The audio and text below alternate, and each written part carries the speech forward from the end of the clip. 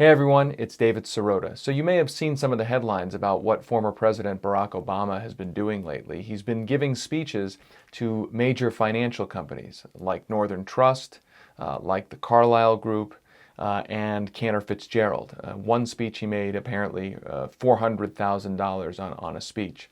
Now, there's a couple things to take away from this.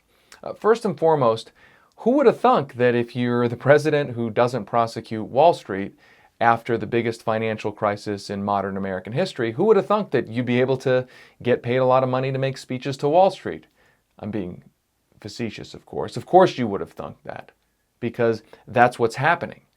President Obama was the president who swept into office after the financial crisis, had a chance to put in place a Department of Justice that would prosecute Wall Street in a serious way, and ultimately the Justice Department did the opposite of that. They got some big fines, for sure, but they didn't criminally prosecute any major players on Wall Street that were connected to the financial meltdown, which destroyed the American economy, destroyed the global economy, and now President Obama is giving well-paid speeches to finance firms. Now you can argue, look, he'd be able to give those kinds of speeches, he'd be in demand no matter what because he's a former president, but there is something about the optics of you leave office as the president who didn't prosecute Wall Street, and you're now out there getting paid big money to make speeches to Wall Street. I mean, what does that say about your record? I'm guessing, can't be sure, but I'm guessing if you were a president who really went after Wall Street and put a lot of bankers and people connected to the financial crisis in jail, you might not get that many of those Wall Street speaking opportunities. I mean, I'm sure you'd be fine financially, but it might be a little bit different. Now, if you go a level deeper, it's important to look at some of the context of some of these speeches. We did that at International Business Times. The Carlyle Group is one of the places that President Obama spoke at. We don't know how much or if he got paid, but that was in one of the reports about all the speeches that he's doing. He spoke at the Carlyle Group.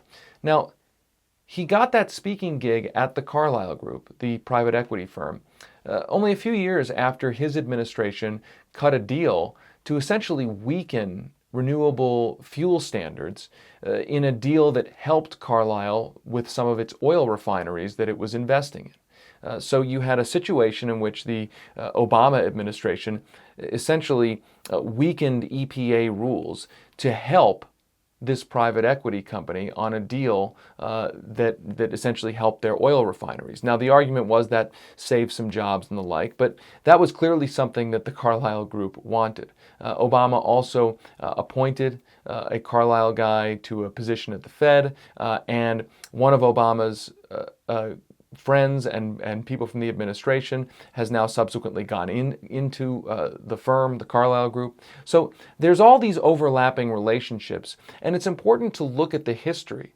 of what the administration may have done for some of these financial players in specific, not just generally not prosecuting Wall Street, but in specific.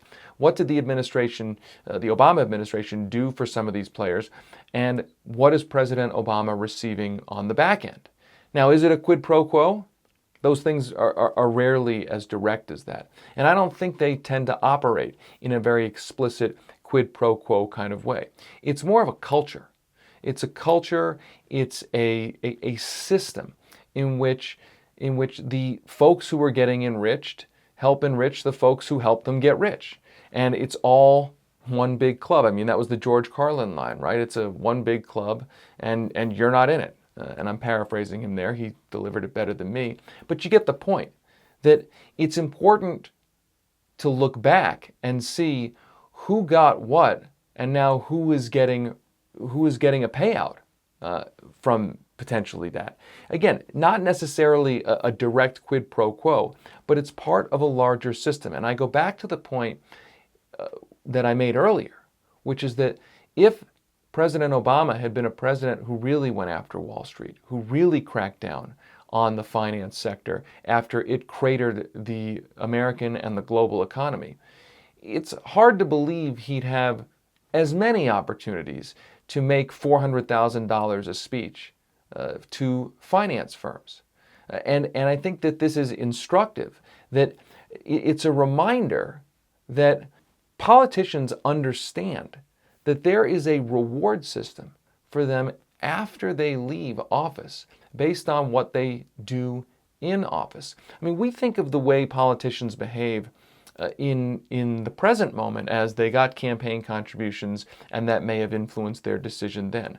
But there is an equal, if not larger, reward system for politicians after they leave office. If they are friends to industries while in office, there are huge personal payouts for those politicians after they leave office. Payouts that aren't just about campaign contributions to run again, but money that goes directly into their personal bank account. That is a huge set of incentives for obvious reasons, and it's one that gets very little talked about in the context of the political arena, because so much of the debate and the conversation focuses on campaign contributions, which certainly influence behavior.